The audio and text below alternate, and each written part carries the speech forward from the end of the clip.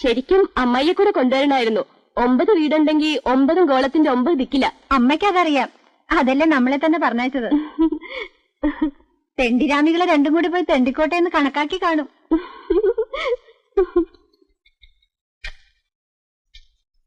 ആരാ ഇങ്ങോട്ട് വരുന്നുണ്ട്? ഇങ്ങോട്ടാ? ആരാ ഇതിപ്പോ?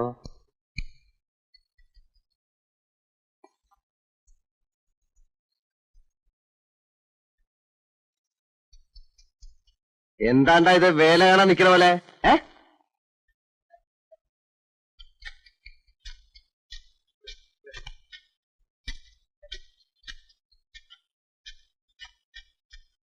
ഈ മണ്ണാർത്തൊടിയിലെ വീട്. ഈ മണ്ണാർത്തൊടി എന്താ സംഗതി? എവിടുന്നാ? ഞങ്ങള് ടൗണിന്നാ. ആ തോന്നി. എന്താ ഇപ്പൊ മണ്ണാറത്തൊടിയിലേക്ക് പോയിട്ട്? ഞാൻ തന്നെ മണ്ണാറത്തൊടി. അതുകൊണ്ടാ ചോദിക്കണേ. ജയകൃഷ്ണ മേനോൻ. ആ അതന്നെ. എങ്ങനെ കേട്ടിട്ടുണ്ടാവും അല്ലേ? ഉവ്വ്, കണ്ടിട്ടുമുണ്ട്. കോളേജിൽ എന്റെ 2 വർഷം സീനിയർ ആയിട്ടുണ്ടായിരുന്നു. ഓ, എന്താ കുട്ടിയുടെ പേര്? രഞ്ജിനി. രഞ്ജിനി? ഓർക്കാൻ വഴിയില്ല. പക്ഷേ അന്നത്തെ നിന്നൊക്കെ ജയകൃഷ്ണൻ എന്ത് മാറിപ്പോയി. ആ പിന്നെ മാറാതെ എങ്ങനെ? ആട്ടെ രഞ്ജിനി, നീ ഇപ്പൊ എന്താ ചെയ്യണേ? ടീച്ചർ. സ്കൂളിൽ പിള്ളേരെയും പഠിപ്പിച്ച് കഴിഞ്ഞു കൂടുന്നു. കഴിഞ്ഞോ? എവിടാ കക്ഷി? പുറത്താ. പുറത്തെന്ന് പറയുമ്പോ? സൗദിയില്. ഓ, അപ്പൊ ആണ്ടിലൊരിക്കലാ കാണല്ലേ? ആ, ഇപ്പൊ ഒന്ന് വന്നിട്ട് പോയതേ ഉള്ളൂ. കഷ്ടം തന്നെ അല്ലേ?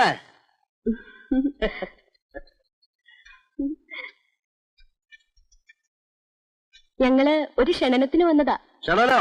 എന്തിന്റെ? ഒരു സപ്തതിക്ക്. സപ്തതി എന്ന് പറയുമ്പോ 70 വയസ്സ് അതല്ലേ?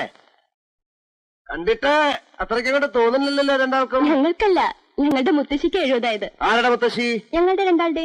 ഇത് രാധ, അച്ഛമ്മയുടെ മോള്, എന്റെ അച്ഛന്റെ അനിയത്തിന്റെ മോള്. ഞാനിപ്പോ ടൗണില് ഇവരുടെ ഒപ്പാ താമസിക്കണേ. എന്നാ ഇതിപ്പോ? 7th. അടുത്ത മാസം. ഈ മാസം ഇനിയിപ്പോ 7th ഇല്ലല്ലോ.